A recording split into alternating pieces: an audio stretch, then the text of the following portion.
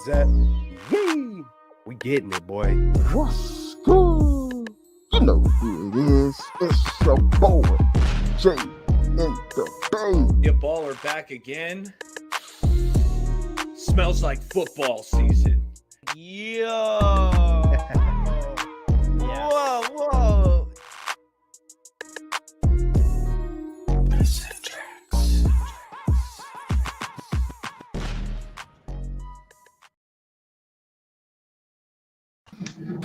What up, YouTube world, man? Welcome to Straight Outta The Bay. Hey, look, John already said it, man. I might as well use that for the introduction. When it rains, it pours.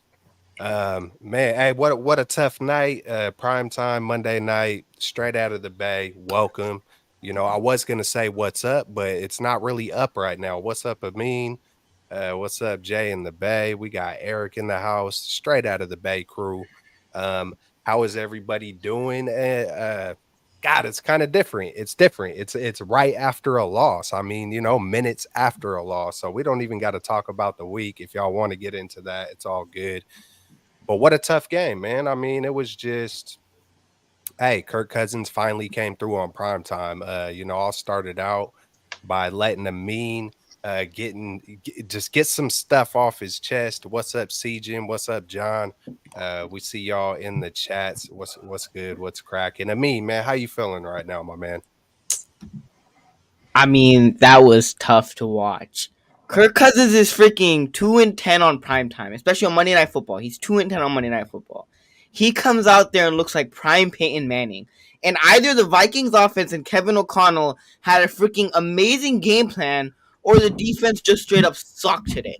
Steve Wilks came out in the second half and made zero adjustments because the Vikings were continuing to move the ball downfield every drive. With this defense and how much talent we have on this defense, it's simply unacceptable to have the Vikings punted the first time in the fourth quarter with 9 minutes left. Like, that's unacceptable. With the amount of talent that you have on this defense, like, that's ridiculous. The first punt was in fourth quarter, 9 minutes left. Offensively, you couldn't run the football. Christian McCaffrey had that nice touchdown run, but you couldn't set the edge. Jalen Moore and Colton McKivitz were whatever. You weren't able to set the edge. You weren't able to run the football. Now, yes, Brock Purdy didn't have a great game. But, like, I mean, he still, you know, did whatever he could. The offensive line wasn't giving him time. He was trying to run, make some plays. He did the best that he could. I'm not going to bash Brock Purdy completely. Jake Moody, he kept his job for tonight because he made the 2 field goals and he bounced back. But it was a 40-yarder. And if we're hypothetically, like, in this scenario, if Jake Moody made that field goal in the fourth quarter, what will the score be? It would be, the game ended 17-22. It would have probably been a 20-22 game. The Niners wouldn't have to rush to try to score a touchdown if Jake Moody made that field goal. All they would have to do is get into field goal range. Most likely, the Niners would have ended up winning this game, even though it was ugly, it was sloppy. Now, we could play this hypothetical game, but if Jake Moody made that field goal, it would have been 20-22. It would have made the Niners' life a whole lot easier. But that's the thing with Jake Moody, is that you spend a third-round pick on him. There was DeJuan Jones, who offensive tackle from Ohio State, who the Niners needed an offensive lineman. And in this game, apparently the offensive line clearly struggled and didn't give Brock Purdy time. You could have drafted him. He had a late first-round, second-round grade. He's a starter with the Browns this year. You could have drafted him, but instead you drafted Jake Moody, who, I get it, last week you missed that kick. It sucked, but the pressure's on. You're a rookie in the moment. You know, the nerves got to you. But missing 40-yarders when you've made deeper, like, from 50 in college, and you're missing 40-yarders in the first quarter, like, and I was saying this, you know, thinking about this during the game. I would hate for the Niners to make it to the playoffs and the game is on the line, which we've seen before in the past. Game on the line, the Niners need a field goal, and Jake Moody shanks it. Because this team is too good for Jake Moody to be missing field goals and for, hypothetically, to them costing them the game. Defense wasn't great. Steve Wilks made zero adjustments. Niners couldn't set the edge. They couldn't run the football. It was overall sloppy on pretty much every aspect. Like, there was and this was a game the Niners should have easily won. I know all of our score predictions was another 30-piece, 30-17. The Niners defense should have dominated, but instead Kirk Cousins looked like prime Peyton Manning and the Niners couldn't run the football. They couldn't do nothing offensively, and the defense just straight up sucked. Yeah, how You you nailed it feeling? right there, Amin. You nailed Yeah, it with thank you. that last part of the sentence. This defense was awful today, right? The coverage was terrible. All three of our starting DBs were flagged for some kind of defensive penalty, right? Charvarius Ward multiple times. He's getting too handsy out there. Isaiah Oliver on a crucial play in the fourth quarter, he grabbed onto Jordan Addison. Diamador Lenore had a pass interference that gave the Vikings the ball at the 1 line. The pass rush. Fellas, I put on my Bosa jersey today, and I said, oh, this is going to be a day we're going to make Kirk's life hell. No, Kirk was sitting pretty in that pocket for 95% of that game. He had a clean pocket to operate. Where was this pass rush? Because they did not show up in Minnesota. But They were MIA. they were MIA, fellas. Real talk.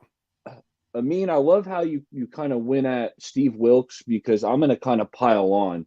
And I don't normally question the defensive coordinator's calls especially when you've had such good defensive coordinators as we've had lately, right, with Saleh, D'Amico. But fellas, the play before halftime was disgusting. It was atrocious. It's 3rd and 6. There's 12 seconds left before halftime. There's 12 seconds left. You got to play some vanilla kind of bend but don't break defense. Keep it in front of you. Tackle them in bounds. It's going to be halftime. Vikings get away with no points. No, Steve Wilks lines up 8 guys across the line of scrimmage, sends the house. Why, Steve? Why would you do that? Leaving one-on-ones all over. And Mooney, he was in great position. He almost had the pick, but leaving guys one-on-one like that, what happened is the worst case scenario. Left. Yeah, it was seconds The left. worst case scenario, Jordan Addison runs off with a 60-yard touchdown before halftime. Instead of going in 10-7, which it should have been, you're going in down. I think they missed the extra point on that. Was it 16-7 at halftime? So Steve Wilks, that was atrocious. Anybody who's played Madden knows, you're not going to the all-out blitz. You're playing prevent. I literally played baller. Sorry to cut you off. I played Madden yesterday with my cousins. Every single time. We're playing Madden every single time. And I would get the ball, second quarter, 30 seconds left, 1 minute. We would just play prevent. We know prevent. And I have 10-year-old cousins, 11-year-old cousins that would just play prevent. And you're wrong. I don't understand it. And the other frustrating thing is that Steve Wilks, wasn't he supposed to come in and make the DBs better? Wasn't that what he was supposed to do? But somehow the DBs got worse. Maybe it was a bad game, sure. But the Kirk DBs Cousins got worse. was carving up this defense all night, fellas. This zone, and primarily from what it was a zone defense. And it was a Swiss cheese defense because there was holes all over the place. He was beating the blitz too, though. Anytime we blitzed, 3rd and 5, man, he's hanging in there, still dicing it up. It is zone blitz. How you feeling, Jay, man? How you feeling overall? Fellas, chat. I mean, where do I begin? I got to first give the Vikings credit because they didn't really beat themselves. They won the turnover battle. Obviously, we had 3 turnovers. You're not going to be able to do that, in someone else's home. And this was the Vikings' first home win, which is crazy. They were 0-3 before tonight. But I saw players in the Niners uniform. They had the helmets, they had the pads, they had the pants, but I didn't know who was out there. I mean, like you guys mentioned, the defensive line not getting any pressure at all. I mean, Kirk Cousins, he had all day to throw. 3, 4, 5 seconds at times to throw the ball. When Purdy is back there, it's 2.5 at most, and he's got to get rid of it.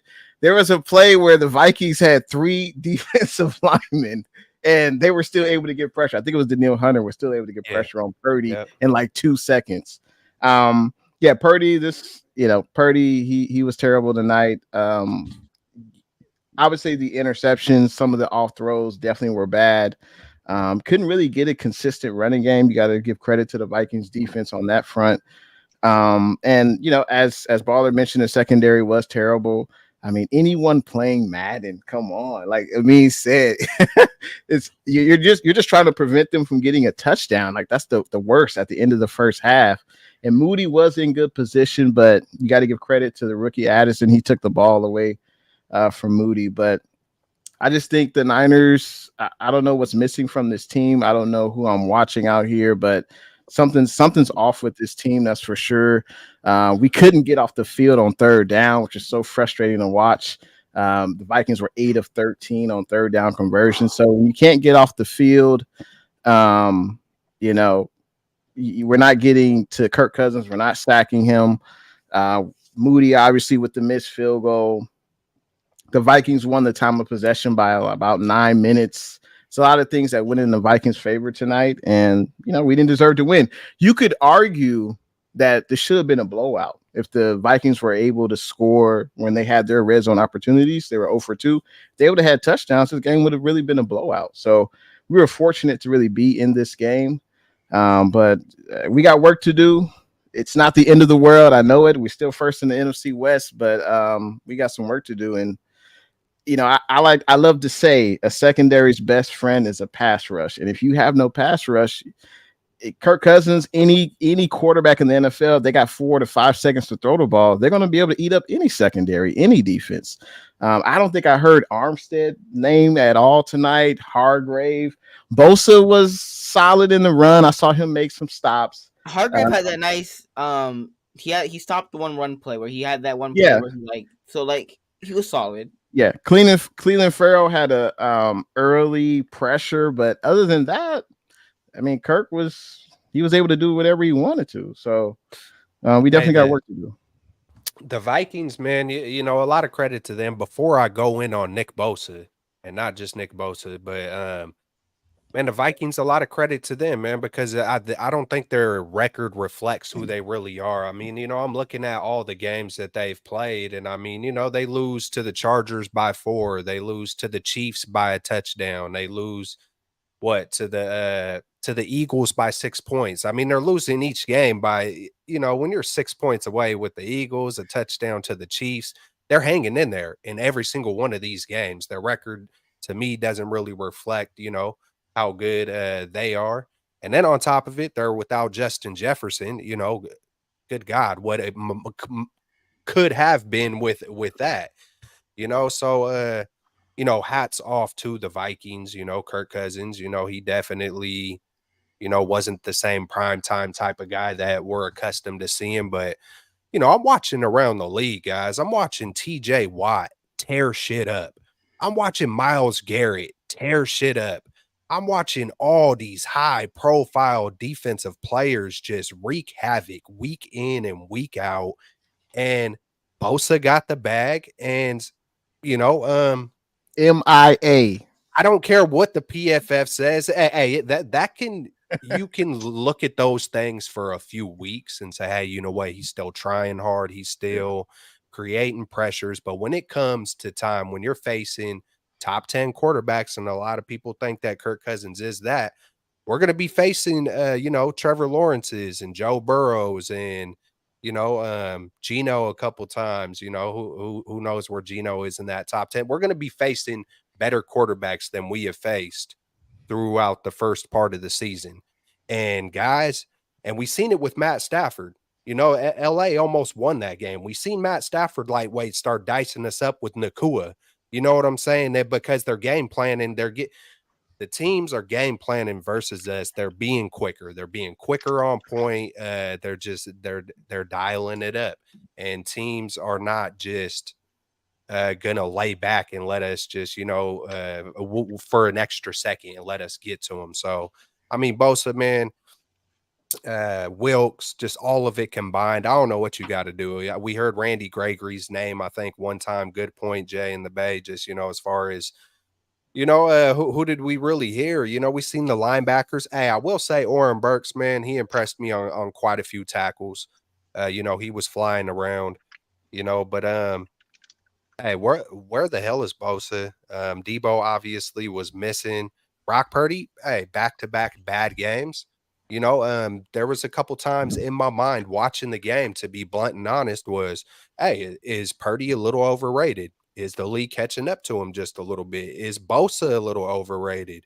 You know, is he having a little, you know, is it going to take him a little while longer to get, you know, up to game speed with no training camp and the long contract, you know, negotiations and whatnot? There's something definitely just off right now. You know, we can feel it. Who knows? Maybe we go on a 10-game run. I don't know. But at this point, back-to-back losses, in different ways too. In different ways. You know, this game, I would have to say, is definitely on the lack of pass rush and or game plan by the Vikings and Brock Purdy for sure, man. You know, he lobbed a couple up there, you know, but those same similar throws that Brock Purdy threw, like, I feel like have been being completed the past weeks. You know, just some of the anticipation. And I know it's not, you know, on some of, I'm trying to think. I know one for sure was the Jawan Jennings. And typically I think it's Debo running that, where we seen him come across the middle. But yeah, it's just frustrating, man. It's frustrating. Prime time. Yeah, man, they pulled that one off, man. So, what is your guys's? Unless you have a thought and you want to transition. I got a I thought, mean, Keltz. I got a thought. yeah. What do you got, bro? Is it crazy to say, because someone commented about Randy Gregory, is it crazy to say that Randy Gregory in his 2 games with the Niners has been more impactful than Bosa has been this entire season? Like, I've seen more from Randy Gregory in his 2 games with the 49ers than I've seen from Bosa all year. And Randy Gregory's getting paid like what? $1 million? I don't even know how much he's getting paid. Bosa, you're getting paid like an elite pass rusher. You're in the tier of the Myles Garrett's and the Nick Bosas. And this entire season, I've seen TJ Watt go into coverage and getting interceptions, and Myles Garrett's jumping over, you know, alignment to block field goals and blocking. And you, on the other hand, are struggling to get sacks or struggling to create pressure. It's like Nick Bosa hasn't been it this entire season, and you're getting paid big dollars.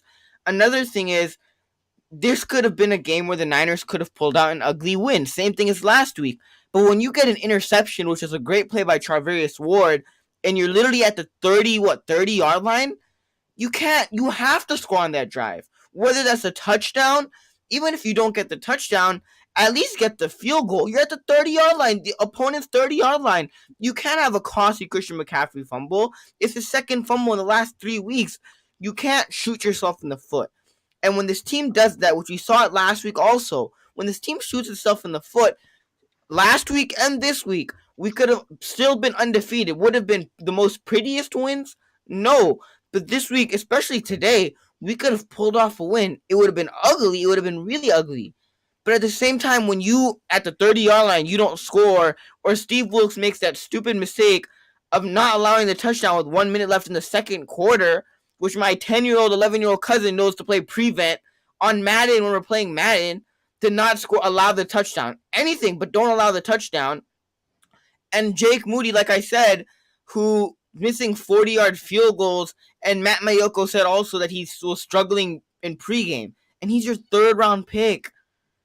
So, like, overall, like, the Niners, like, you know, as much as it was ugly all around, this could have been a win. We could have been sitting here talking about a win that was ugly. There was some stuff that we could clean up.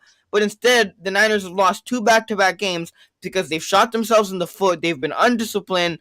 And I don't know what, you know, Steve Wilks has been doing. One thing that D'Amico and Robert Saleh were amazing at were, in the second half, if the Niners defense struggled, they knew how to make adjustments. Steve Wilks did that in the Rams game. But today, either Kevin McConnell had a freaking phenomenal game plan against the 49ers, or the Niners defense just straight up sucked. Like, it sucked so bad that, like, on 3rd and 12, on 3rd and 10, Kirk was just slicing us up. Pass to TJ Hawkinson, pass to Powell. Like, there was holes all over this defense, and Kirk was just slicing us up. It was, like, easy for him. I think Wilks is to blame for sure. Like, he should share some of the blame. He is the defensive coordinator, but if there's no pass rush, obviously, let's say you blitz more. Okay, let's blitz more. You leave Mooney out there by himself. You leave Lenore out there by themselves, and they're getting penalties left and right. it's like, what do you do when you play back 8 to 10 yards? Kirk is hitting them up for 6-8 yard routes. It's almost like, you know, it's a perfect storm. Also, you talk about the turnovers. We can't keep losing the turnover battle and expect to win games. You can't have CMC fumble. You can't have Purdy throw 2 INTs and expect to win games. It's just not going to happen in the NFL. But we definitely got work to do. That's for sure. Hey, the McCaffrey fumble, fellas, the broadcast was saying after that he put on gloves. Mm-hmm. So does that mean he was not wearing gloves when he? I thought he was wearing gloves. He was wearing gloves, yeah. but it would be unusual for him not to. Broadcast talking about that. Maybe he switched gloves. I thought he always wore gloves. Maybe I'm. Yeah, I've seen him every time he's in pregame. He's always wearing those Nike gloves. Yeah, it's Jordan Mason. It's Jordan Mason that has the taped up fingers. Yeah. So I don't. Yeah, I think Aikman was just off on his rocker there, but the fumble, man, that was a momentum shifter because, like you said, we get the interception, and it really felt like the Niners were going to punch that ball into the end zone, right? I mean, Purdy, outside of like 3 plays, I thought he was really good. But the problem was is those 3 plays were big time mistakes, and we're talking about 2 of them were interceptions, right? One to Jawan Jennings. That one, I think Jawan he kind of got bumped out on his route. The timing was off, and when you rely on your anticipation, if a receiver's timing gets thrown off, that kind of throws it out of sync. So Purdy, JJ wasn't where Purdy thought he was going to be. Next thing you know, he's kind of airmailing it. That ball gets picked. And then the Ray interception, because the Niners still had a chance, fellas. After the Vikings missed that field goal, I don't know about you guys, but I'm thinking, hey, man, Purdy's going to put this thing in the end zone and we're going to win it. That's honestly how I felt, even though the Niners had no timeouts, which they completely wasted one earlier in the third quarter. Was that? It was like already a dead ball. It was a delay of game. It would have been a delay of game, and then Kyle called a timeout because he didn't want to have the delay of game. And I knew it would come back in the end. You don't call a third down like that, especially in a game that you're down.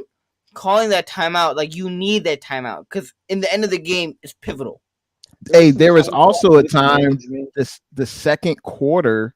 There was a 2-minute warning. We're on offense. We come out of the 2-minute warning, and then we also call another timeout. Call a timeout, but that was in the first half, right? Yeah, that was in the first half. You know what? I saw that too, Jay. But in my mind, okay, if it's in the first half, it's okay. You can use your timeouts, but it's like when you squander them in the second half, as you could see at the end of that game, we needed another timeout. But the Ray McLeod interception that was intended for Ray. Man, the play design looked awful. I mean, I thought it was just a terrible – it looked like it was like 4 verts with just Ray coming on an over route, and it was just nobody was open. So, I chalked that one up to Kyle more so than Brock because Brock's got to make a play, right? They got no timeouts. Time's ticking, so he kind of forced one, and that one got picked. I put that second pick on Shanahan, and then, we talked about the JJ interception. There was a hospital ball to Kittle early on. But other than that, man, Brock, he was dicing up that defense. I thought he was making a lot of good throws all over the field, out routes, post routes, dig routes, seam routes. I thought Brock was playing really good, but it's just his 3 mistakes were just back-breaking mistakes. Yeah, man, I feel like I hear you, man, because before those picks, I was like, hey, Brock is playing really, really good, and then it was more the timing of the picks and how he threw the picks too. It's not like it was deflection; it was just those were picks, and you would have picked those off, Keltz. Oh yeah, I would have snatched them up. White boy can jump, man, and. Looking at the stats, man, I'm kind of like, it just feels like the Vikings played Herm Edwards played to win the game. It's like sometimes you play certain defenses. Why am I going to run it up the middle and get 1 or 2 yards? Like, they threw 45 passes, and typically you see that when teams are trying to come back. But I feel like that just kind of kept them in rhythm. It's like, hey, we're getting these 7, 8, 15 yards, first downs on second down, and you know, hey, if it ain't broke, don't fix it, you know. So they played to win that game. You could see their head coach. You could see Kirk Cousins. He's sticking in the pocket, and they're young receivers, man. Addison, you know, hats off to them. Props to them. I felt like they just had a better game plan on offense than we had on defense, you know, like everybody has said about Steve Wilkes. And then at the same time, I feel like, you know, Kyle kind of gets in the rhythm of, hey, we don't got to do too much. We don't got to do too little. Let's do our thing, and we're going to win majority of our games.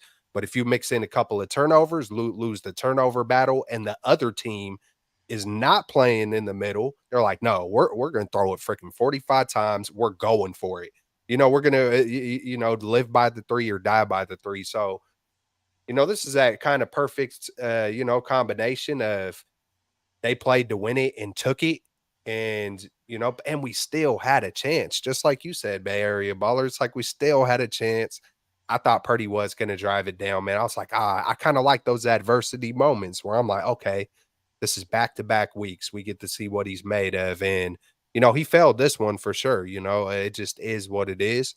You know, hopefully we don't see a trend and we don't see the beginning of these middle of the field interceptions. Maybe the other team is starting to, how do I say this? Like, all right, so Purdy's been known so far for his anticipation, but maybe the defense is going to counter that anticipation with their anticipation. So hopefully this isn't the beginning of a trend in, you know, interceptions. You know, we'll see.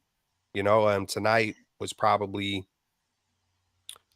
you know, I don't want to say worst game, you know, because the last game was looked more ugly than this. You know, I know it was versus a defense like that and with the weather, but it's like Purdy did good, right? Purdy did good, but it's like he didn't do spectacular stuff to like score touchdowns. I mean, how much did we put on the board? We put 17. I know time of the possession comes into play, opportunities. But it's like, hey, man, you got to put TDs on the board, man. You know, that's what it is. First downs are nice. And, you know, the completion percentage is nice and all that. But we got to put points on the board and to where it's not completely relied upon Christian McCaffrey.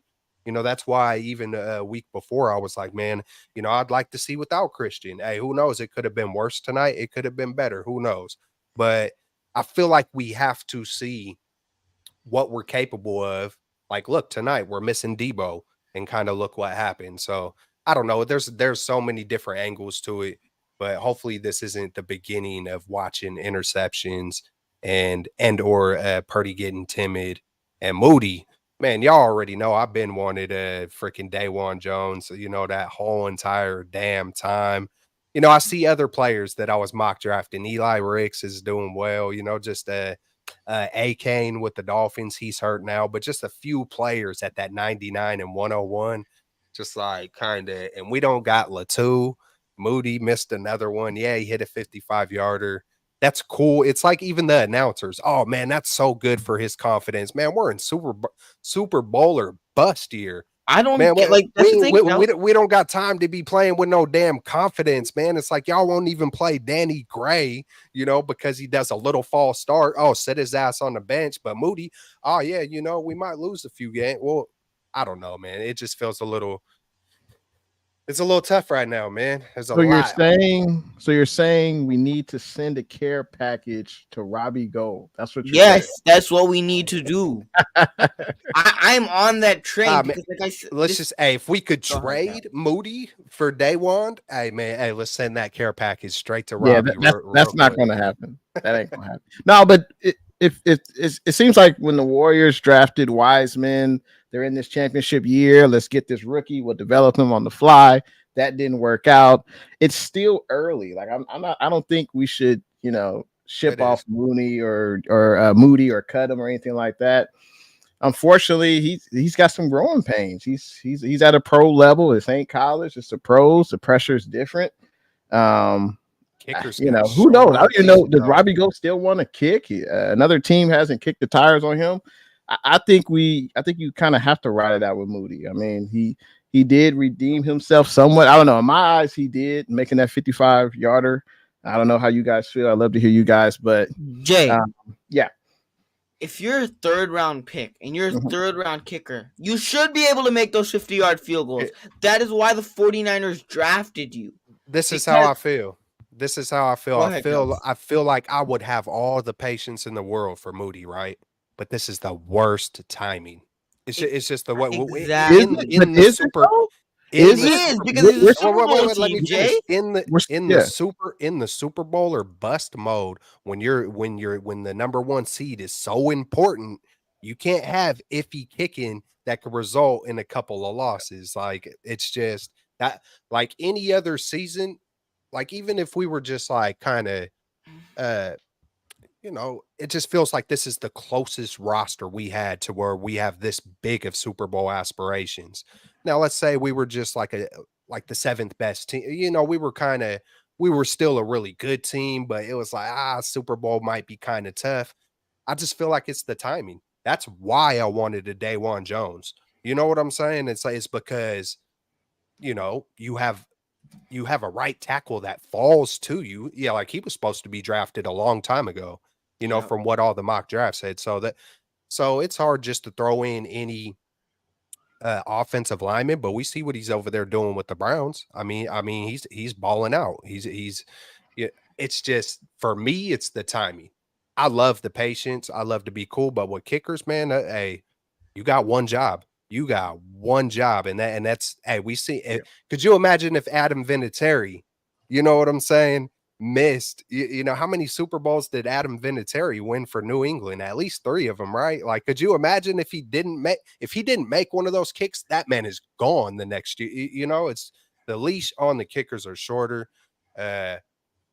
I'm not going to say anything definitive at what is it, week 6? Yes, we need to get rid of his ass now. It's just the timing of it sucks. I'll say that.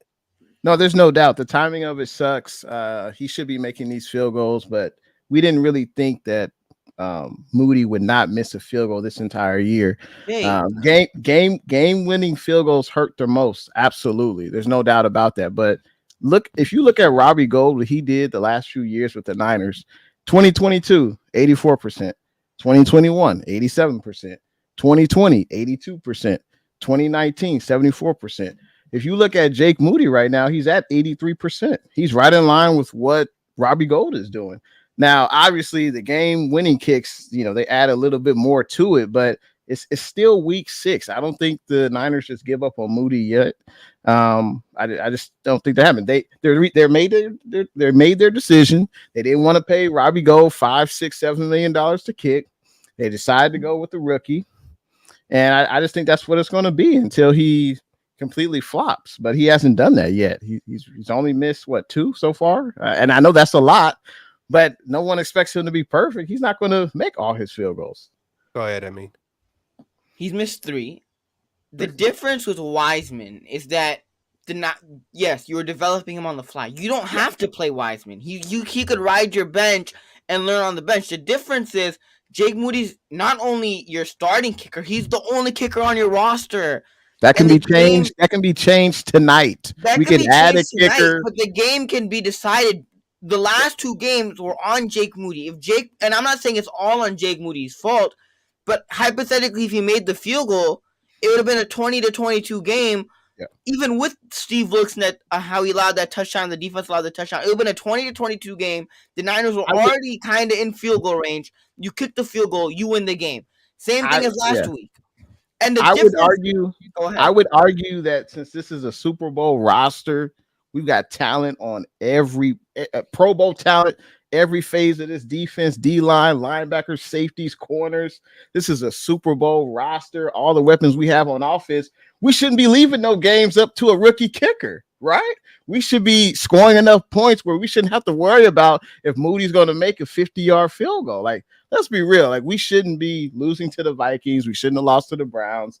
If this team is really where we think it's going to be at the end of the year, we shouldn't have to rely on a kicker. Obviously, do we expect him to make his kicks? No doubt. But this team, this roster, this coaching staff, we shouldn't have to rely on him. We shouldn't put Moody in that position. We No, I'm shouldn't. looking. Hey, the bigger picture though, but not because you always make me think though, Jay. Because it's like I feel the way I feel, then I hear the other side. Now I'm kind of like, man. Now I'm starting to look at it like rookie kicker. Like it's like Jake Moody. When you really look at it, Jake Moody didn't pick the Niners. You know, Kyle Shanahan and John Lynch, you know, said deuces Robbie Gold, and hey, a deuces Dawan Jones. No thanks to A Kane. I think A Kane was already taken by then. But we don't need no offensive lineman. We want you, Moody, because we're Super Bowl or bust. Trust And the process. every team, but every single team, even the Chiefs, man, put the games in Butker's hands. That's what I'm saying, Keltz. Sorry Every to cut you off, NFL team, no matter how good you are, the NFL, like I said a week or two ago, whether you're number 1 or 32, man, you're gonna play some tight games. That's just the way the NFL is constructed, And go ahead, baller, hit it. I mean, fellas, I was watching Red Zone all day yesterday. There was so many missed kicks across the league, and always across to the league. does it Tyler feel like Bass, a lot who of I have a them are lot going of to the respect right? for, Buffalo's kicker, he missed a couple. Daniel Carlson, who I think's one of the best kickers in the NFL, he missed a chip shot. It was just so that kind of yesterday watching all these missed kicks kind of had me sit back, take a deep breath, and say, look, man, you know what? No kicker is going to hit 100% of these kicks. And I did think that Moody redeemed himself hitting the 55-yarder. I'm not putting this one on Moody. This is going back to the defense. I'm not It's either. going on Steve Wilkes and that, I'm going to say it again, atrociously disgusting play call to blitz 7 with 16 seconds left before halftime. It was awful. And God, he Moody deserves almost like a had that. stern. Moody They need to did sit have his that. ass down and say, Steve, don't you effing do this shit again, or next year you'll be looking for a job elsewhere. So that's what it's coming down to. It's coming down to the secondary that couldn't cover a lick. There was holes in the zone all over the place. And Kevin O'Connell absolutely had a masterful performance calling it. He was scheming it up. I was tweeting that, the defense was getting carved up, the zone. I tweeted, hey, let's switch to man. And you know what? Wilkes did go to man. And let me tell you what happened. The Vikings went to a bunch formation. And when you're in a bunch formation, it kind of changes things. It's not like one-on-one, like I got you. It's like whoever goes the first in-breaking route, someone takes that. The first out-breaking route, someone takes that. And that trips formation immediately had KJ Osborne running with like 10 yards of separation. So the man didn't work. The zone didn't work. There was holes all over the place. You saw the first touchdown on Addison. Who's trying to cover Addison in the zone? It's Dre Greenlaw. He's got his back turned. He's trying to catch up to KJ or catch up to Jordan Addison. It's a touchdown. They were creating mismatches all over the field. Kevin O'Connell was Steve Wilkes' daddy tonight. Yep. Oh, real top Papa, freaking O'Donnell McConnell, man, bro. That's if there was a main factor, outcoached. That's I think those are some of the first things I said. Like when you really look at Minnesota, you look down all their games, they haven't got stomped out by anybody, and they've played a lot of people. I wouldn't doubt it if they go on a lightweight run, and fight for a wild card. You know what I'm saying? We'll see. Whoa, Keltz, whoa. Yeah. Hey, 3 and 4? 3 and 4? What? They're not out of it, that's for sure. Hey, this isn't PJ Walker, no, but look at the Browns. Even the Browns are 4-2. PJ had to come back, and man, I gotta say, I'm glad we didn't see it too much tonight. But great points, baller, because I specifically remember seeing Dre Greenlaw lined up with somebody. I was like, oh no, So you could see the mismatches they were creating. They were a step ahead. They were, and it felt like they were lightweight a step ahead, even on the other side of the ball as well. Defense and versus RO, this wasn't a 30 Purdy performance, so it was like I feel like they got us on both ends, especially the Vikings offense versus the 49ers defense. And Hey, man. Yeah, they took it to us with that for sure. I, How about I how just about want the to screen passes? Oh my bad. Go ahead, Jay. I just want to do a real quick mention on that first touchdown to Addison. I had to rewind it a few times. If Greenlaw's in a zone, he's got to get much more depth in his zone coverage because it Mhm. looked like Huff was covering the running back. So then Greenlaw's got to get further back because Addison literally was like right over him. So either, and I don't know how you blame that on coaching. At the end of the day, the coaches, they put you in the positions to succeed.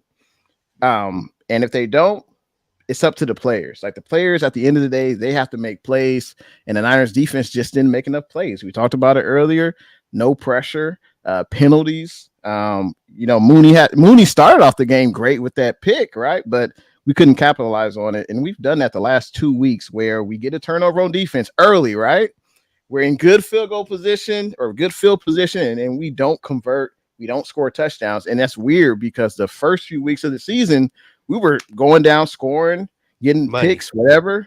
And now it's different in 2 consecutive weeks. So that's definitely concerning. Yeah, that's why I was saying I wonder if, teams are just starting to, because sometimes you don't see teams come out just on fire. And even in the middle of the season, you're not going to see the best of teams. Teams are still trying to fill themselves out, but you do start to see a little bit of a rhythm in the middle of the season. That's why I was hoping, man, hopefully some of these things aren't trends on what is going to become, more of what's real. You know what I'm saying? Uh, man, CMC, his usage, I don't know, man. I don't, that's still kind of, I don't know. Hey, He Keltz. played I, every I would snap. like to see a little, I would like to see a little bit of Mason still, just like, I don't know, just, I mean, let's say it. McCaffrey was not good running the ball tonight. Now, yeah, no. part of that's got to be on the O line. The O line they didn't help him, They Baller. weren't getting that push. They weren't creating these Hey, I will alleys. say, Sometimes we see that you get a seal here, you get a seal still there. there. I didn't see that tonight. But I mean, let's say it, fellas. McCaffrey, he ran the ball. He had 15 carries for 40 yards. 45 yards, Yeah, come 3 on. yards a carry, We and had that's 65 yards as a team. Like, and so I want to say like 17 of those was on a really nice Brock Purdy scramble, might I add. There was Yeah. Daniel Hunter was screaming at his ear hole. Purdy steps up, squeezes the hole, gets out, converts the first down. I thought that was a really nice play by Brock. But they were running into a brick wall all night. And fellas, let me add on to it because I was seeing the Vikings stack that box. They were loading up the box. I had to take a picture a couple times because the Niners were running into 8-man boxes. Like they were loading it up. And I know that, there's still ways to run and you still want to make the defense respect the run. But I thought they actually needed to start slinging the rock a little more because the Vikings, they were loading the box and they were stopping the run. I thought they needed Purdy, who I thought was playing pretty good for the most part, to really kind of carry this team to a win tonight because the run game wasn't working. That's one thing I would say, Kyle. The run game was being shut down. Yeah. You needed to try to sling the rock a little bit. And then on top of it, Kyle needs to be aware that, hey, this other team ain't playing no games. McConnell. So if you know that they're on point, they're dicing it up, like, and you're running, man, you got to kind of fire with fire. You got to, kind of, you just got to go for it, especially when they're rolling like that. Then you come out with your damn best shots. I mean, you're playing. What do you practice for through the 7? Just, I feel like awareness was just kind of like just off sometimes by Kyle. He's already looking at what happened on the previous play. I feel like he gets a little complacent, but I do want to shout out who was it? Moore stepped in for the big silverback, right? And my eyes weren't fixated on Moore, but I didn't hear a lot of bad stuff coming from that side. I didn't see guys just blowing him up because typically you see someone get blown up and they're putting that thing on the replay right away. And so I haven't watched all 22, obviously, but I would like to think that he did well. Typically we got more in there. It's like, oh shit, it's problems within a few plays. And I think for the most part, he held his own. And of course, Hunter is You know, I don't know if he was primarily matched up with him, and you know, they got some players over there. So of course they're gonna get through. You know what I'm saying? But then at the same time, I'm like, hold on a minute, how come we ain't getting through? You know, I'm watching the Philadelphia Eagles last night, and they're wreaking havoc. You know, with 8 different players. You know what I'm saying? Hey, I got red zone too, man. I've watched more football this year from other teams than I have my whole entire life, man, because I want to make sure what I'm talking about with my team, I'm on point. You know, I'm not just watching just the Niners. I'm watching all the other quarterbacks, all the other pass rushes. And I don't know, man. I'll say exactly what I feel. I feel like the 49ers are a little overrated right now. I know it's the middle of the season. I know what's happening right now ain't gonna mean a damn thing when it, you know, if we're on fire at the end of the year going into the playoffs. It just isn't going to matter. But right now in this moment, we don't look at, I don't think we look as good as some of the other teams across the league that I see, man.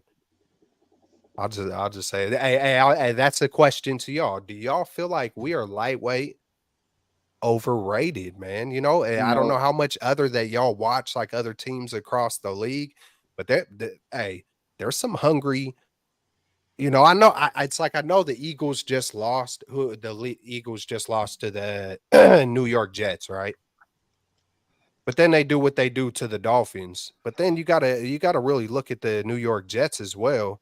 Like the New York Jets got a gang of dogs over there too. You know, those are 2 heavyweight type. You know what I'm saying? I know it's Zach Wilson, but when you look at the entire team, it's not just the quarterback. You know, I don't know. Are the 49ers overrated to y'all? Is this the beginning of, you know, some dog fights that we're going to be getting ourselves into?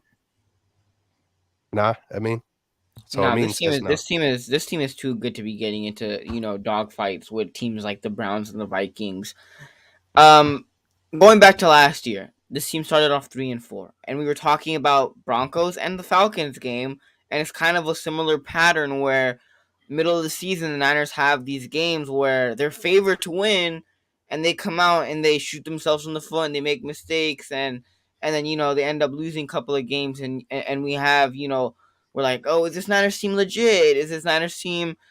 And then, you know, one thing that I do know about this football team is that they respond to the pressure. And you know, when the backs are against the wall, they do respond and they do bounce back. So I'm not really worried about this team moving forward. Now, come playoff time, the Eagles are one team that I'm definitely afraid of, especially if this team continues to, you know, kind of make the same mistakes as they've been doing right now. Because you look at Philadelphia, they got DeAndre Swift, they got Hurts, but if Travarius Ward and De'Amar Lenore are playing like the way, and they're playing the way that they've been playing right now, come playoff time, AJ Brown and Smith are going to eat them up.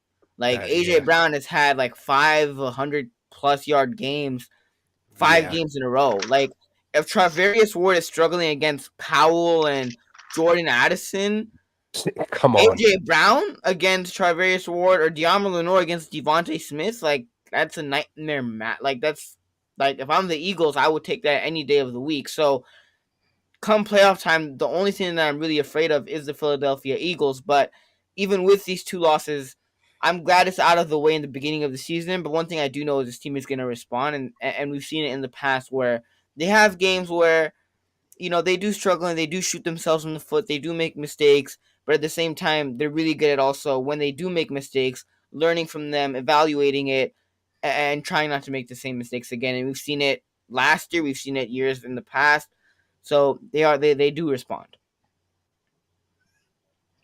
no, I agree with Amin. The 49ers are not overrated. I felt like we woulda, coulda, shoulda won these last 2 games, to be honest. Like we were Yeah. right there. A couple plays kind of go against you, and you know, you end up on the losing side of things. That being said, you know, when we were 5-0, we were talking about, is this the greatest 49ers team that we've ever seen, right? Come on. So, you know, I still think Way better than the 94 team. this team is not overrated. You know, they're going to straighten things out, and they're going to make a run here. And like, hey, I agree with Amin. No team really strikes fear into me in the NFC other than maybe the Eagles. I mean, the Lions just got dismantled, but I do have an appropriate level of respect for the Lions. But to answer your question, Keltz, no, this Niners team is not overrated.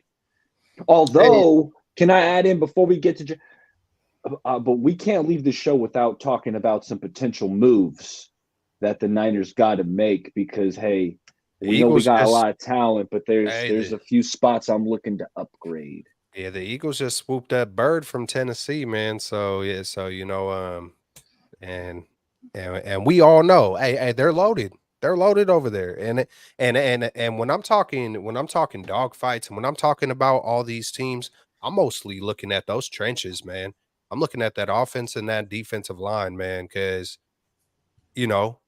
when I add up our offense and defensive line, and I look across the league at the top 10 offenses and defensive line collectively, just the whole entire unit, all the big fellas, we're not superior. We're not like hella far superior, but like you said, hey, it's the middle of the season.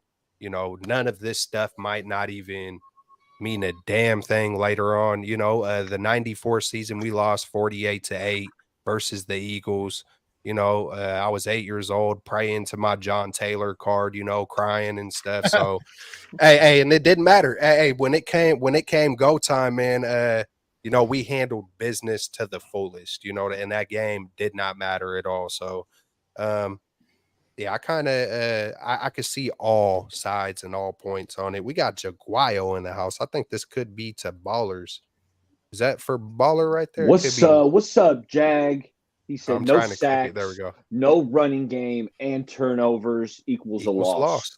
There it is. Jaguayo, that's a great way to simplify it because I'm not going to disagree with you right there. And the no sacks to me equal good coaching, good game plan by McConnell. It's McConnell, right? Yeah, Kevin O'Connell.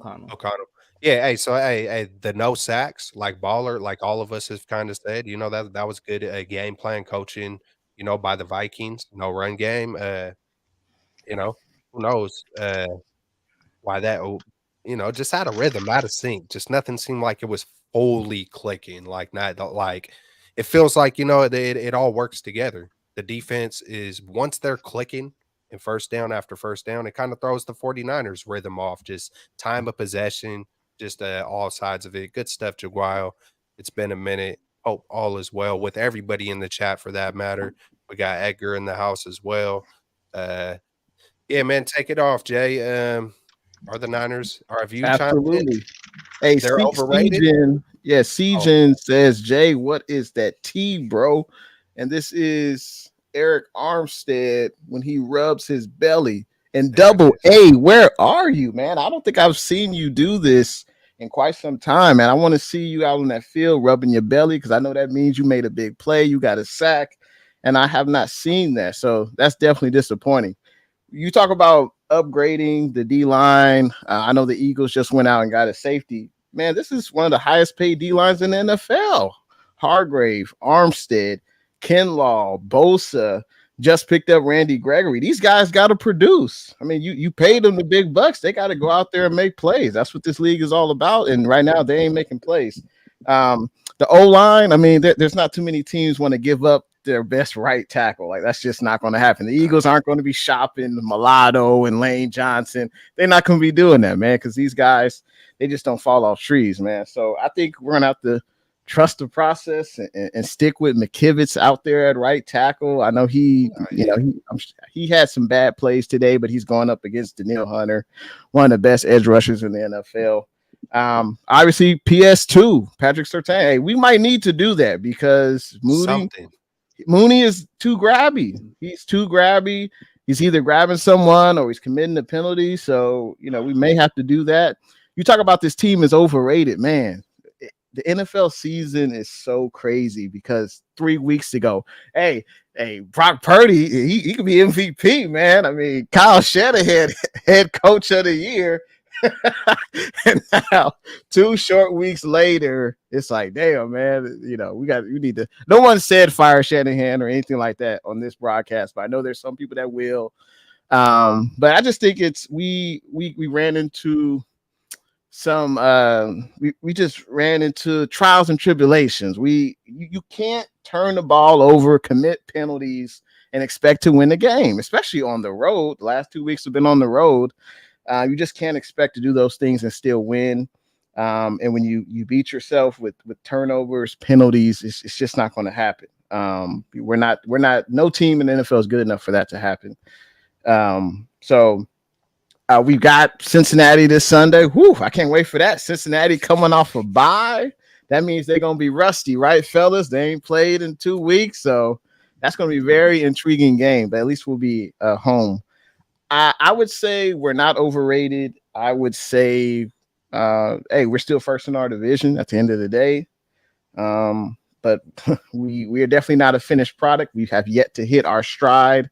But what team has? I mean, the Eagles, they win ugly. KC, they don't look too impressive to me. They win ugly. So we just haven't been able to get the W's in ugly games. So far. I have a feeling it's like I don't even think I'm really saying it exactly how I truly feel, but I got a weird feeling. Like, and I've heard it be kicked around before, but it's like not necessarily like overrated, because I get it. You say a word like that, and it could really just gravitate to just more thoughts and stuff. But you know, I would always talk before in most off seasons. I'm always talking about Kyle Shanahan leadership, or Cabo clicks, or walkout games, or you know, that stuff is hella cool for the younger generation, the TikTok world, where you're just scrolling fast and you see some cool stuff. But as an old school dude, I don't want to see the fights before the game. I don't want to see the boom box. I don't want to see Kittle on every other, you know, but it's hard because I do want to see the joy of the game. You know, some of those things are hella cool. It's hella dope, but it does give me the feeling like, you know, like who the hell are we? Like, man, sometimes we be coming out here, but it feels sometimes like the 49ers are 3 times champions, right. you know, in the past 10 years. Like, let's really look across the league and tell me if you see any other teams besides like Kelsey and Mahomes doing all their stuff. Besides Kansas City, is there any other team that's like kind of that P. Diddy, you know, in all the videos, all the commercials, all you know, it does the 49ers. And I heard, and I'll keep it lit. I heard it from Grant Cohn quite a few times over the years. I'm kind of like, nah, man, that, you know, I don't want to hear none of that. But I do get the maturity of the leader when it comes to Kyle Shanahan. When it comes to the players, I'm kind of more chill on that. But the more and more I kind of start sitting back and looking at, like, the 49ers do kind of walk around like they've won a couple. And so that's where I have this more of a bigger picture of being overrated, like not necessarily player for player, where we're at in our division, what our hopes are and stuff like that. But you know, just there's something that just don't feel kind of right. I don't know. Hey, Keltz, I mentioned this last week. The Cleveland, they're stealing our boombox intro. So now I need to go start a fight at the beginning of the game. Who are you? Like I said, who are you? We ain't won nothing yet. Like, yeah, we got off to a nice 5-game winning streak. Who cares? You still got to put in the same work. Teams are not going to just lay down. So hopefully this is just 2 consecutive weeks of humble pie. This is what we needed. This is what we needed. I appreciate that super chat. Blue True, hot diggity dog. Blue True says Niners still got this. Hopefully. Hey, hopefully, and what's good to David McNiner? Appreciate you for tuning in and everyone else. But this is 2 weeks of humble pie. The Niners need to look themselves in the mirror and figure out what team they want to be. Because I think we're 5-2. Season is getting to that midway point, but we're still first in the division. But we have to play much better, and teams are going to come at us with everything they got. So you got to be prepared for it. That's my biggest worry, is the teams that do have a little bit of better quarterback play, and the one and the coaches that are designing, because we've seen, you know, probably the 2 best head coach quarterback combinations, Sean McVay and Stafford, and we had trouble. We fixed it in the second half, you know, but then we seen it again tonight. I'm kind of tossing that Browns game away. That was just weird, funky, and clunky all the way around, you know. But hit it up, Amin, because I felt like you had something on your chest. I mean, Dan Castillo had a question about what if we lose the same way to the Bengals, but that's the thing. To call this team overrated, I don't think this team is overrated. I still think this team is one of the best teams in the NFC, if not the best, if not the best team in the NFL, because hypothetically, think about it. And I want to put this into perspective. Even with these 2 losses, if the Niners, like, Jake Moody made a field goal, or you capitalize on that 30, or you capitalize on the interception, if you just do the little things right, instead of shooting yourselves in the foot, we wouldn't be sitting here talking about a loss. We would be sitting here talking about, oh, the Niners, it was ugly, right? But a lot of NFL's teams put out ugly wins. The Chiefs do it. The Eagles do it. We would be sitting up here talking about, hey, you know what? The Niners pulled off an ugly win, but they got it done. It's okay. But because the Niners miss those small little things, it's not like the Niners are getting blown out. Now, defensively, I think you need to make adjustments going into next week, because defensively, it was bad. Like, it was bad. But I'm talking about, even then, even with the defense playing arguably their worst game I've seen them play in probably the last couple of years, even then you still had an opportunity to win. And your defense still only allowed 22 points to Kirk Cousins and the Vikings. So that's how still talented and good this team is. You just got to make those little corrections where, yeah, Jake Moody, you got to hit those field goals. Or if you get that turnover, you got to capitalize. You got to put up points. It's just about the Niners can't have these self-inflicting wounds where you're making mistakes that could end up, shifting the momentum or costing you the game, because it's just those little things. It's not really the Niners. Like I said, defensively, you need to make adjustments. You got to fix some things.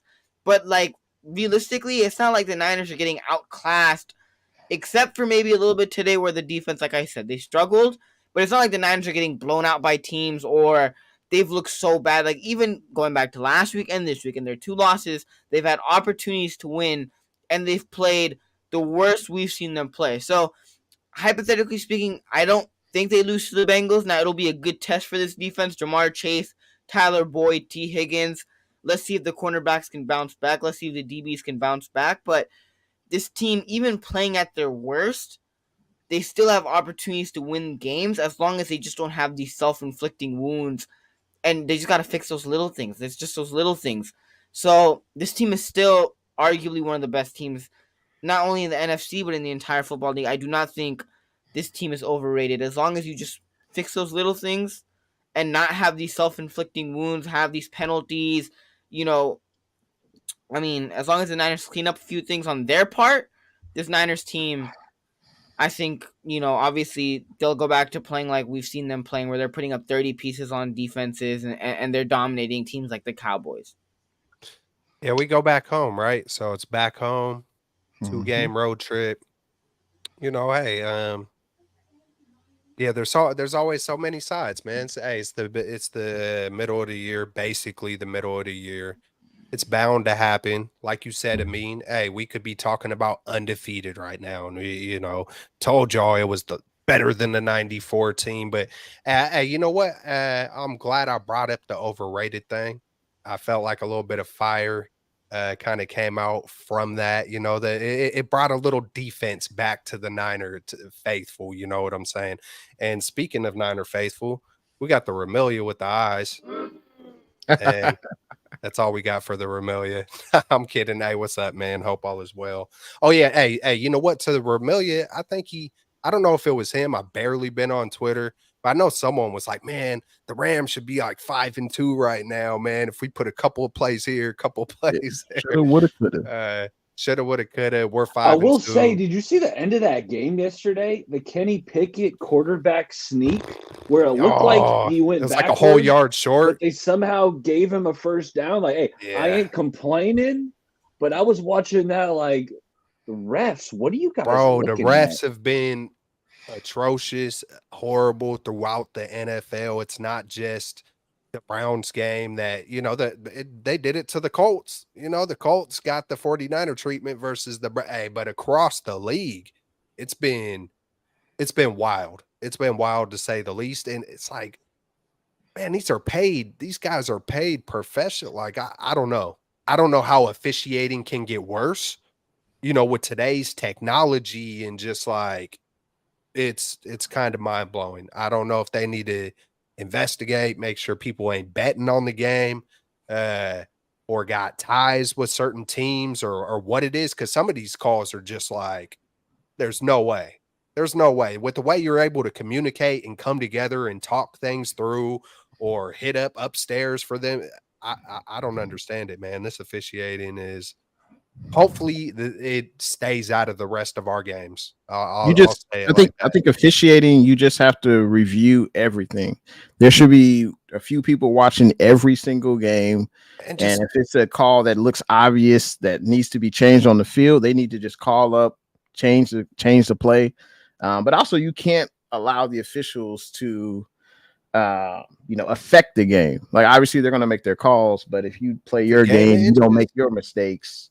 I mean, because when we were winning, we didn't really hear anything about the officials. And granted, last week against Cleveland, yeah, there were some bad calls. And it's funny because in today's game, Brock Purdy had a similar play that PJ Walker, whatever the Browns quarterback name is, where Purdy was going down and it was obvious it was a pass, but they tried to rule it on the field as a fumble. But the pass ended up the call ended up getting reversed to a pass. But they're like kickers, man. They ain't perfect. They're gonna miss some calls, man.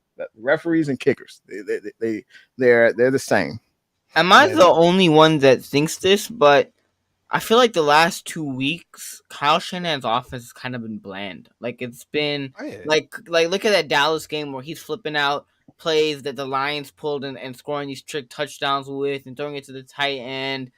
And like the last 2 weeks, like Gardner Minshew and the Colts put up 39 or like 30 something on that Browns defense. He tightens up on the road or something. Kyle, you're an offensive genius. You're Andy Reid is number 1. You're number 2, right?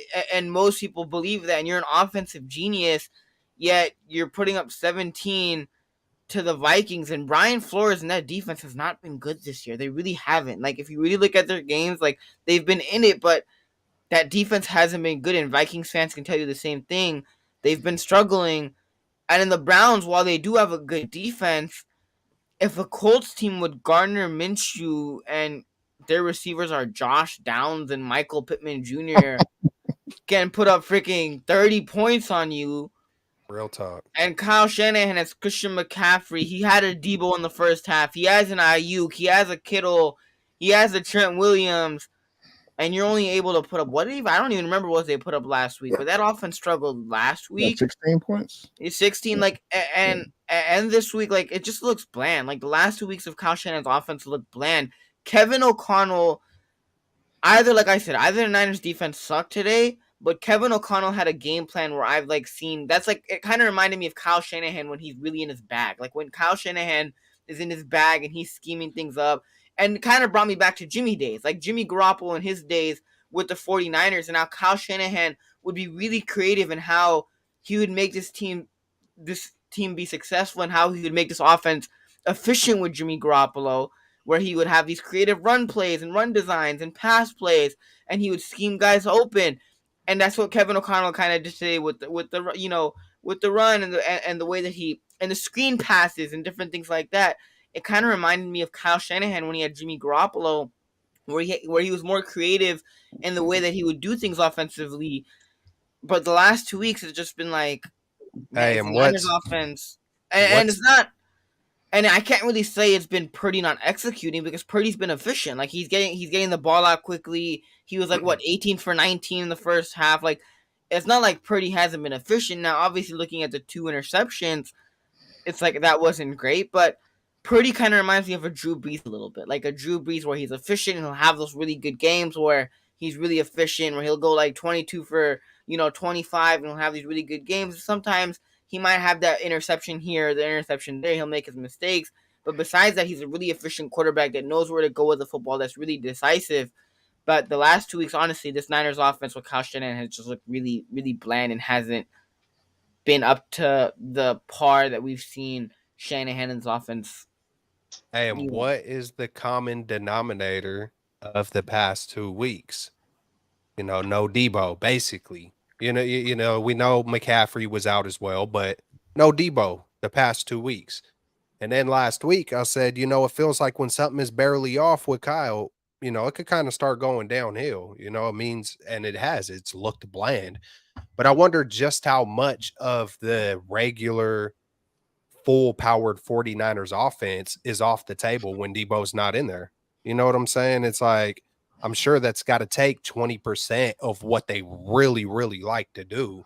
And someone as genius and methodical and meticulous as Kyle Shanahan, all it takes is a little bit. All it takes, if you get knocked off your balance just a little bit, because he has looked squeezed, you know, shit hits the fan. It's a game of inches.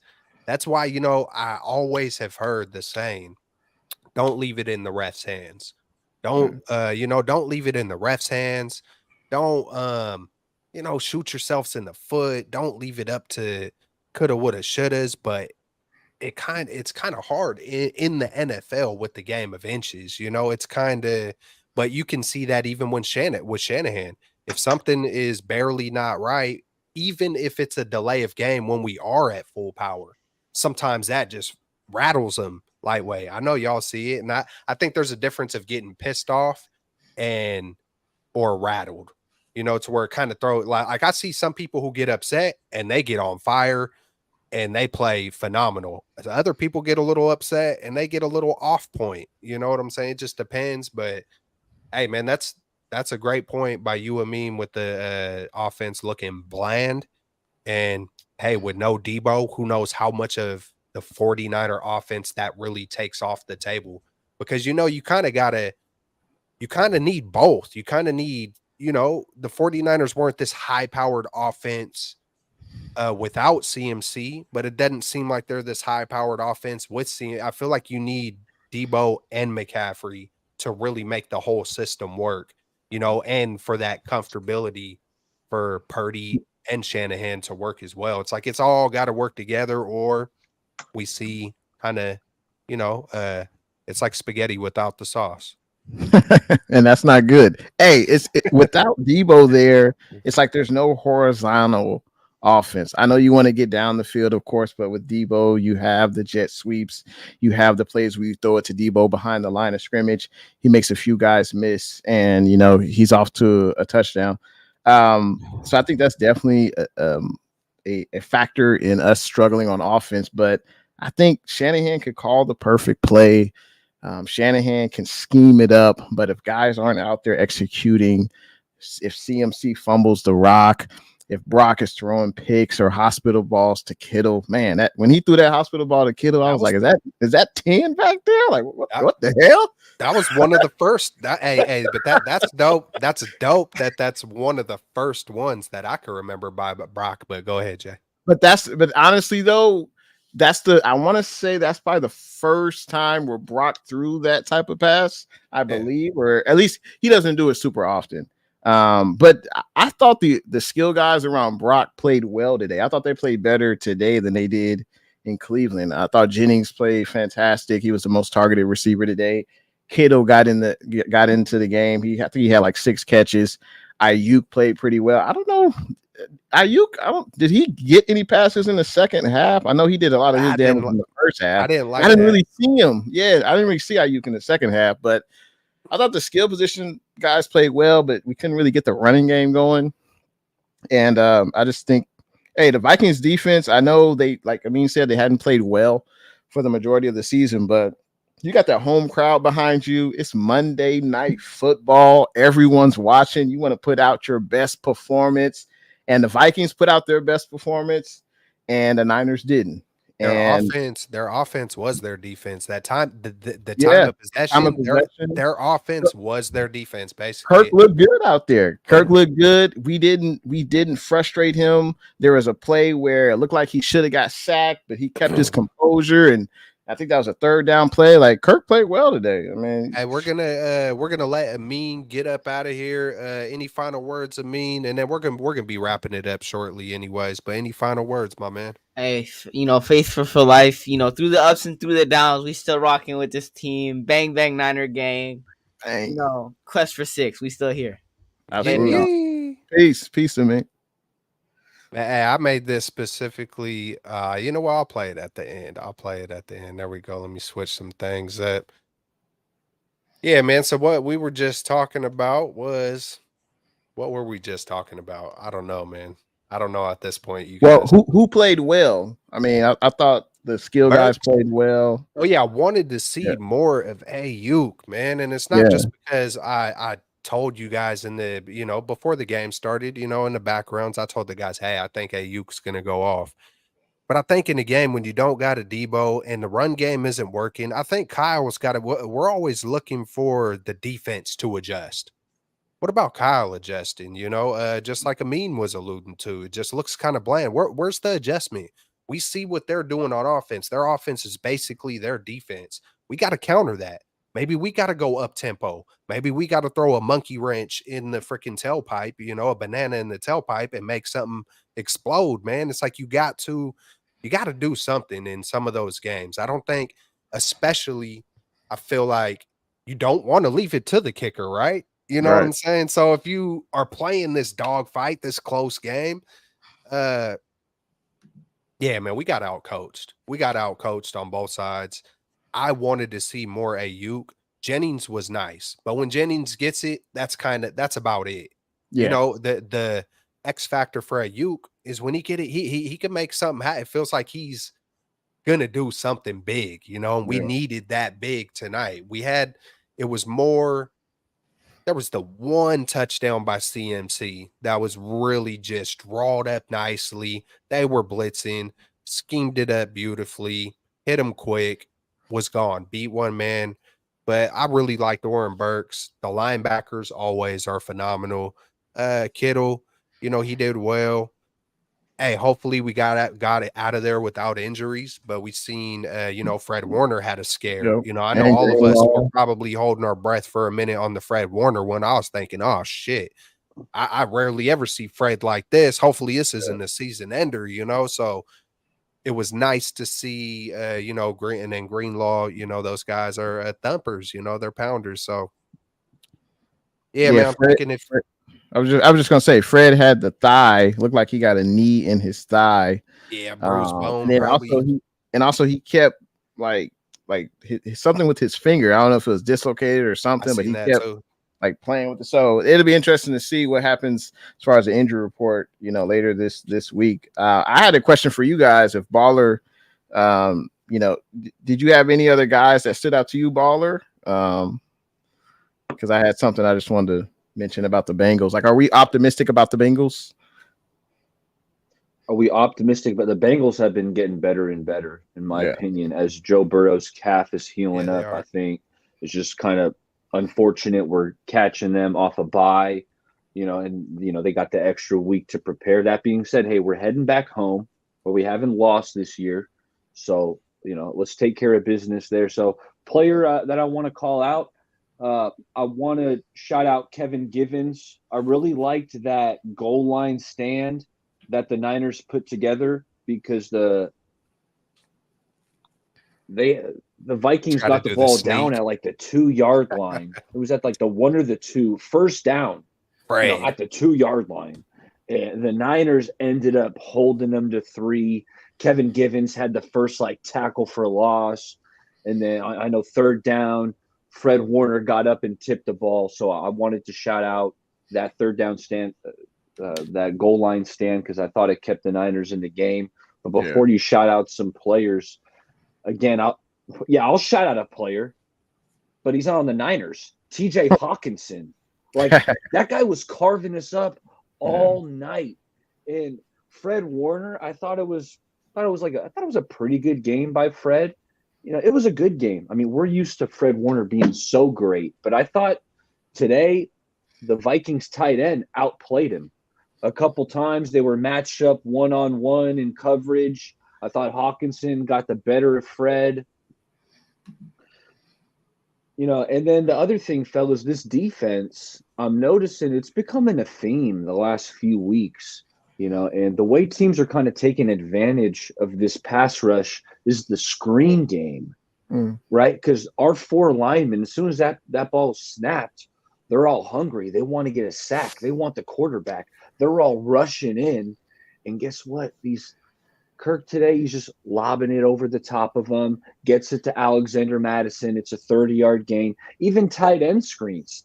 TJ Hawkinson caught a short one, and then he's off to the races because there's only Fred Warner and Dre Greenlaw trying to make a tackle, but you got all these offensive linemen out in front blocking for him. So I don't know what the adjustment is there, because it's like, I know Kosir coaches these D linemen to be aggressive and attack, but it's like, Cleveland did it last week. The Vikings did it tonight. They're throwing it over the top and kind of taking advantage of this aggressive pass rush.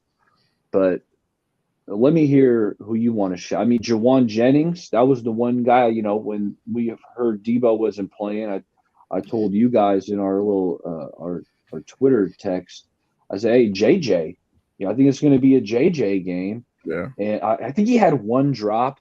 Maybe the ball was a little behind him. He kind of had to reach for it. I believe that was a third down as well. So it would have been nice if Jawan could have caught that one. But I thought Jennings was pretty good tonight. Yeah, you were right on the money about that. And I thought Ayuk, had a much better outing in tonight's game than last week's game. That's a guy who I'll shout out. Also, Kittle. I thought the skill guys, they played much better all around. We actually targeted Kittle more than 2 times.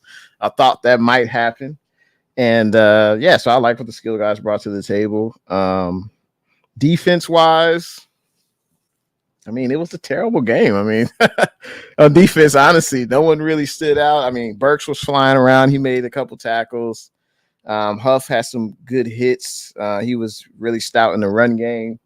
But, other than that, it wasn't a lot to really go around. I just wanted to mention about the Bengals, though. They've won 3 of their last 4 games. They're coming off of a bye week. They're well rested. They have more time to prepare for the Niners. So my optimism level going up against the Bengals, I mean, Burrow, he looked pretty bad early on in the season, but as Bay Area Baller mentioned, that calf is healing up, and they seem to be hitting their stride. So that's going to be a hell of a game for sure. That's definitely going to be a hell of a game. Like, they've beaten the Seahawks last, they beat the Cardinals, they lost to the Titans, and then they beat the Rams. So, hey, they play their 3 division opponents. And they're 3 out of 4 of the last four games. So it's going to be a close game like it was tonight. Honestly, it's going to be a very close game like it was tonight, and we're going to have to be on our A game. Make no mistake about it. For sure, man. Hey, I would like to see more passing, man. I would like to see a little bit more Jordan Mason. I want to see more Jordan Mason. Please. I want to. Please, more Jordan Mason. Why the hell not? I mean, even last week he was the best toter of the rock. It's not a guarantee you're going to get the number 1 seed. There's so many layers to this shit. I wish I could just say it all at once, but it's it's kind of crazy to me that it's even at it's kind of weird how it's even a conversation. Like, oh my God, we're using too much CMC. But it does make sense when you do have a Jordan Mason. It's it's not like we have, you know what I'm saying, a Brian Hill, or someone like that. It's not like we just have a nobody behind CMC. So it's I don't want to see CMC just because or I don't want to see Jordan Mason just because I like Jordan Mason, because I think he's pretty damn good. And just go in. And then also I want to see more passing too, to just kind of lighten the load on the physicality of it too, make it to the finish line, and that's the point of using Jordan Mason as well for CMC.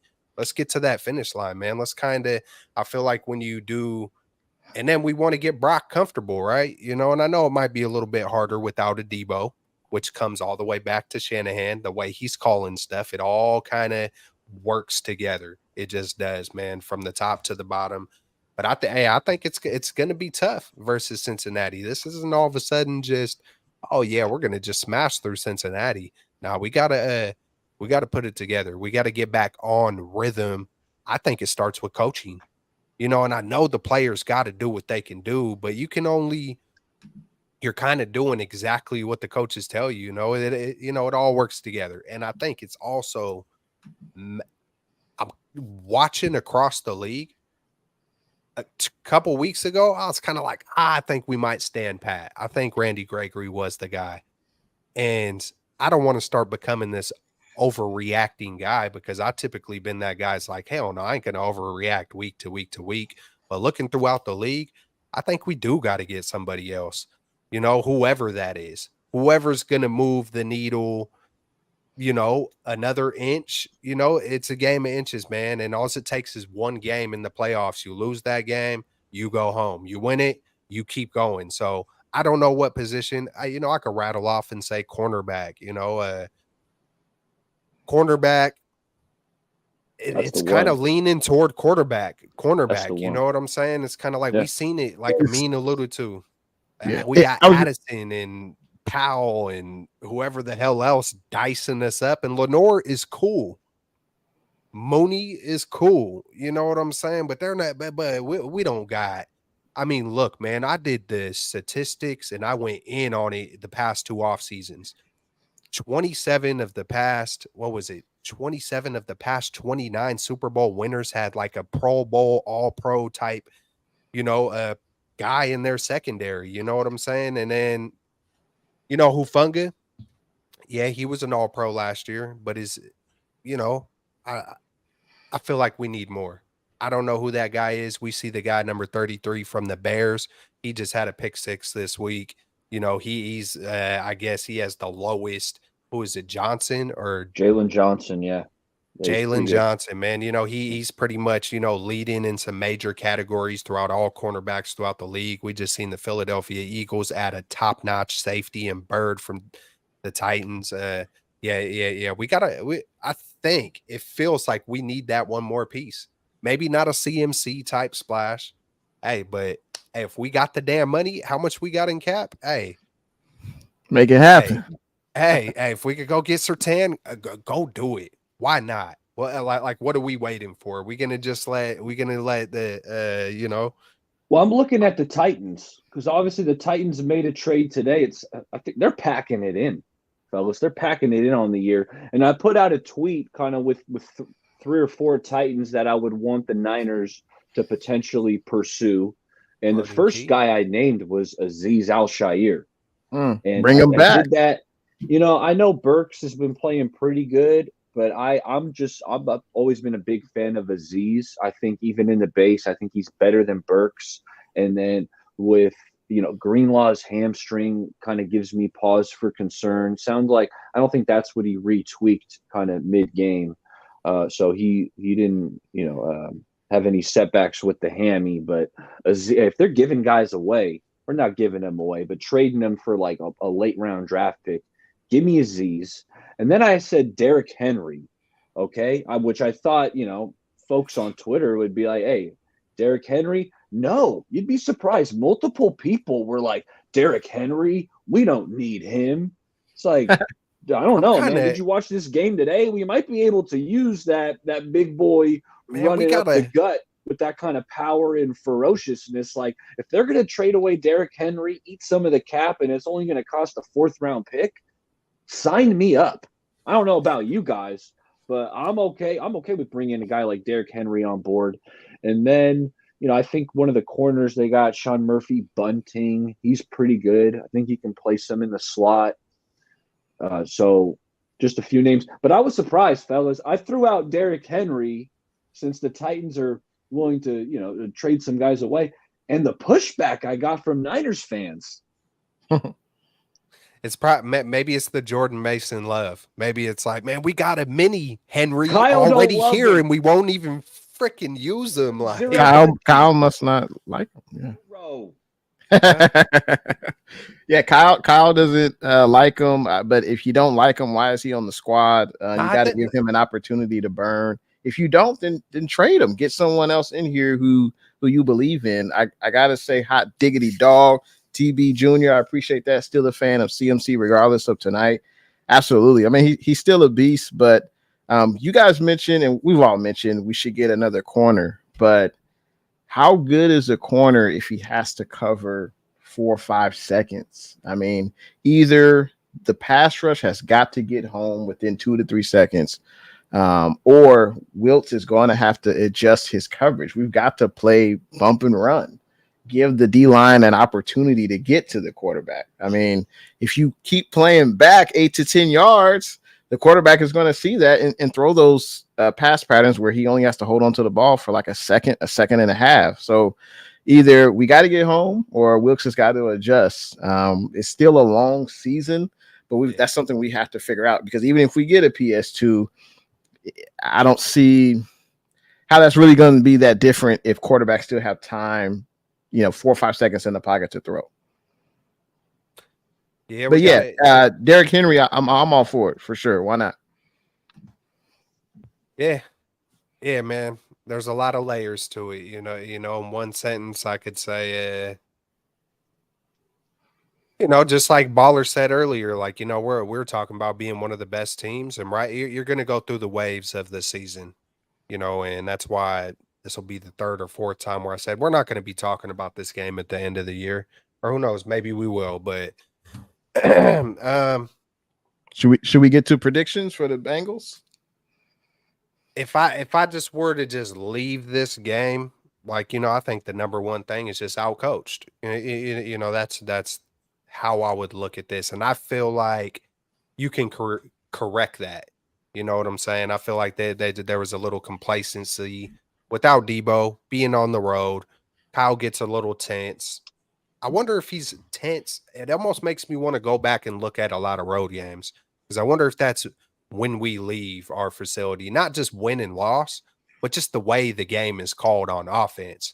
Because, we might have went on the road and won a lot of these games, but where Kyle in the past was just maybe a little more tense. I don't know, but I feel like coaching can definitely be sharpened up. That's something that I feel like is probably easier to correct, is scheme and things like that, compared to, bringing players in or pulling players out. Players are who they are. But I feel like you could definitely switch the scheme up and do a lot with that. So hopefully that's something that happens versus the Bengals. Hey, I'm going to stick, this one's definitely going to be closer. I've been saying 33-13 and 41-17 all year long. I feel like we have to bounce back. Debo's going to be missing again, huh? I think Debo could be out again. Hairline fracture, from what I heard. That's the latest news I got.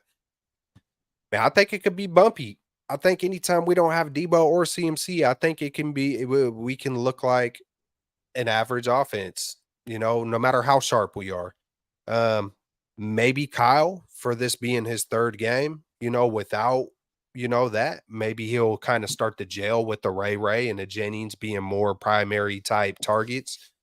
So, man, I think it's going to be a squeaker. I wouldn't doubt it if we're going to be talking more Jake Moody next week, whether that's good, bad, game winner, coulda, woulda, shoulda. I don't know, but I just keep seeing 27-24. I don't want to say Bengals, so I'm going to say Niners. I almost gave us our first loss, man. I almost did it, but 27-24 49ers, man. Yeah, Keltz, I'm along those same lines. The Bengals, as we said, they've been playing a better brand of football. Is T. Higgins going to be back? Because he's been banged up. We know Jamar Chase is there. It's one of the best wide receiver duos in the NFL. Ayuk and Debo's pretty nice. Well, Chase and Higgins is also pretty freaking good. The Joe Mixon, it doesn't scare me too much. He's a solid running back at this point of his career, but I don't think he's really like a big play threat. But I'm on line with your score prediction, Keltz. I was coming in saying 28. I'm going to say 28-27. It's going to be a tight one. So Niners, let's get back in the win column. They haven't lost at Levi's yet this year. So it's going to be a close one. It's a good team. But let's get back to our winning ways. Whew. The Niners heading back to Levi's, 2-game losing streak. The Bengals are coming off of a bye week. They're going to be, refreshed. They're going to be feeling good. The Bengals coaching staff has more time to prep for the 49ers. I hope I'm wrong, but yeah, I'm not feeling too optimistic about this game, but maybe some Levi's home cooking does the 49ers team well, but honestly, I'm more concerned about the defense. We've just kind of, I hate to say bullied, but I think that's kind of how it's been the last 2 weeks, just up front, not being able to get to the quarterback, opposing offenses running the ball against us at will. I think is this the second game in a row the team had over 100 rushing yards? I think, at least it seemed like it when I was watching the game. But yeah, I'm not feeling too confident. Yeah, it's 74. They're 74. Okay, but that was more than us. Yeah, and they were gashing us. They were getting chunks of yards on the ground. I think they had more than 10 plus yard runs or plays, I should say. And they were just gashing us on third downs. It was kind of tough to watch. And Cincinnati, I think their offense is better than Minnesota's. And Minnesota didn't have Justin Jefferson tonight. You really couldn't tell. I hope I'm wrong, but I think the Bengals will win this game. Honestly, I think the Bengals will win this game. I think it'll be like 31-21, something like that. Hope I'm wrong, but I'm not feeling too confident right now. I almost did it before you did, Jay, and Baller's predicting a 1-point game. Who's the Bengals coach? Because I think I'm finding a common denominator on what's going to give the 49ers trouble, man. And if you come with a good game plan versus the Niners and you got a decent quarterback, you got a chance to beat the 49ers. The Bengals coach is Zach Taylor. Zach Taylor. See, I'm already looking ahead to Trevor Lawrence and Doug Peterson. Like we're gonna be seeing a few good combos, head coach. Because hey, if they come and then they got that's the other factor is they had the bye week to scheme up. They watched tonight, and then you look at every single team. Even Pittsburgh, I think, did well. Maybe not Pittsburgh as much, but Drake Jackson, he got behind there. But teams have been going quicker versus us. I think they know, hey, they got the 49ers, this vaunted, pass rush. Like, hey, we're gonna go quick. But then even surprisingly tonight, Kirk Cousins did amazing on hanging in there and just making the littlest movements or littlest. He did well. He did well, whether it was versus blitz versus zone. So yeah, man, I'm looking at that combination of head coach and quarterback. Hopefully it's not tough sledding for a little while here, but I think we're gonna pull it out. It's gonna be close. Yeah, man, that's basically the final word from me. We appreciate everybody coming through like always every Monday night, 8 o'clock, 8:15. After Monday Night Football, we're gonna be going live. Hit up my man Eric, Bay Area Baller, Jay in the Bay. All the links are in the description. Y'all know what it is. What's your guys' final words? Talk to the people. Hey, we coming back though, man. We coming back. Like I don't know how we're coming back, but we're gonna come back because the 49ers, they want it, man. It's like they want it.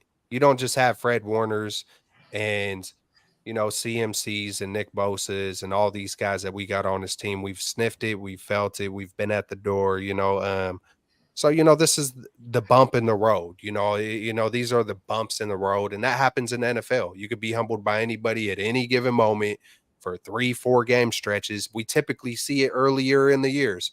Right now, it's happening to us in the middle of the year. Hopefully, we caught that fire in the beginning. We'll catch it at the end. And, hopefully we'll still be fighting for that number 1 seed. We're only 1 game back. Philly hasn't been just blowing teams out anyway, even though we've seen what they did versus Miami. They've had a tough go of it, and we'll see how it plays out. But we appreciate everybody. Yee! No doubt. This game, just to kind of put a bow on it, the offensive mistakes with the McCaffrey fumble, fellas. I feel like if we score on that first drive after the turnover, Niners win the game, in my opinion. It's the butterfly effect. I know Keltz is a believer in the butterfly effect. Or You the know, Mooney interception that went from an interception to a touchdown. Like, Yeah. yeah, I mean, I don't even put that on Mooney. I'm putting that on Steve Wilkes, which I've Yeah. already kind of laid out. But, you know, it was the offensive mistakes and then the defense just being picked apart. But, hey, straighten this thing out. This is still a Super Bowl caliber team. I still think we're winning the chip this year, but you got to lock in. Got to eliminate some of these mental lapses that we've been having. But, fellas, hey, nice talking with y'all, breaking down the game. We'll be live next week.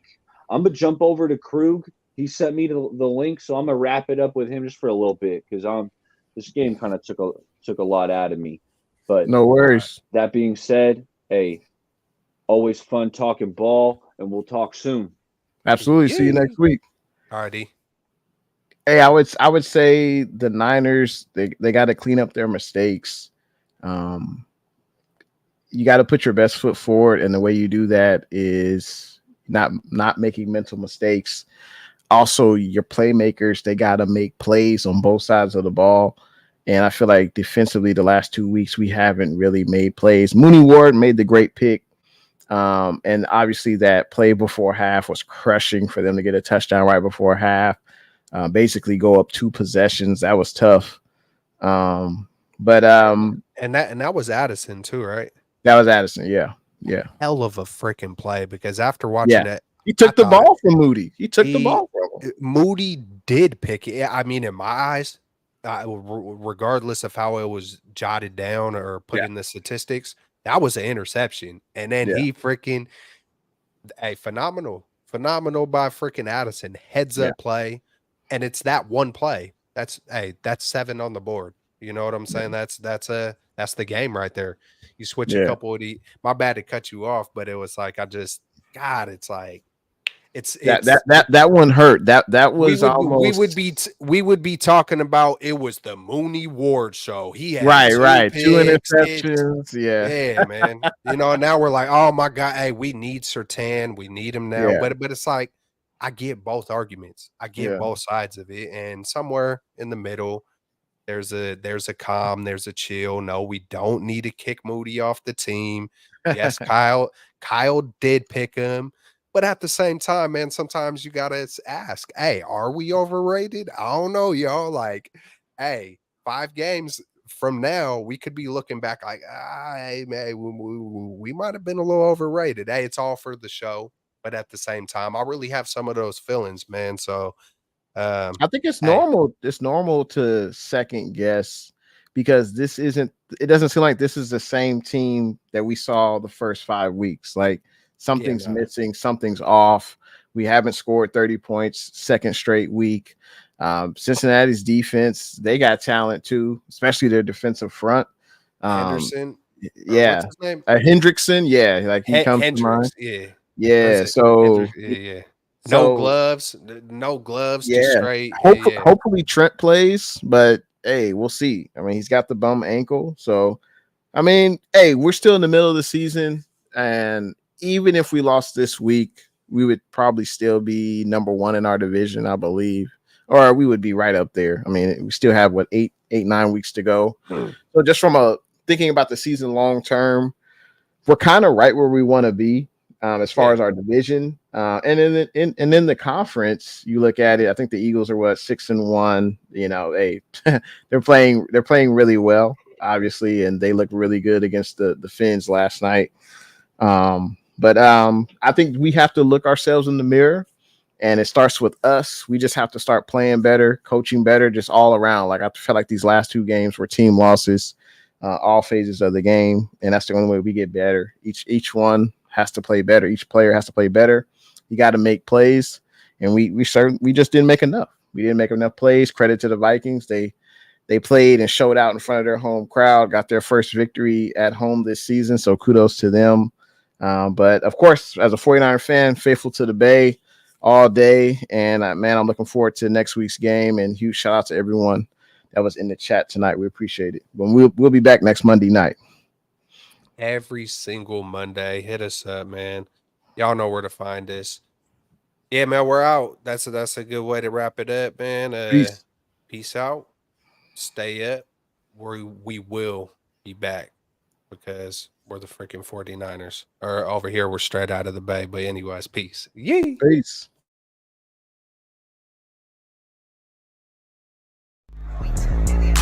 Straight out of the Bay. Bang, bang, Hit it up, bro. Bang bang nine. bang, bang. Bang, bang, not a game. Hey, man, hey, put a little twist on it, though. Through the east on it. Hey, I love it, man. Bang, bang, not a game. All day. Hit it up, bro. Bang bang nine. Bang, not a game. Bang, not a game. Hey, man, hey, put a little twist on it, though. Through the east on it. Hit it up, bro. Shit. Bang Hey, I bang nine. love it. Bang, bang, not a game. Hey, put a little twist on it, though. Bang bang nine. Straight out of the Bay. Straight out of the Hey, put a little Bay. twist on it, though. Through the east on it.